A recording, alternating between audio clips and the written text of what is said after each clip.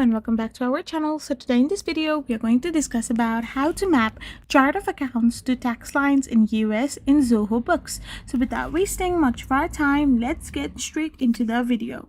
So basically speaking, Zoho Books does not have a direct built-in feature for mapping your chart of accounts to specific US tax form lines, such as a specific line on Schedule C or corporate tax return form within the application itself. Instead, it uses a system where transactions are categorized into your chart of accounts, that is income, expenses, assets, liabilities, and equity throughout the year.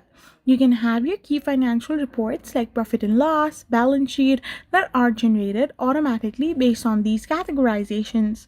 So you or your accountant use these reports to fill out the appropriate lines on your US tax form. Example, Form 1040, Schedule C, Form 1120, and more.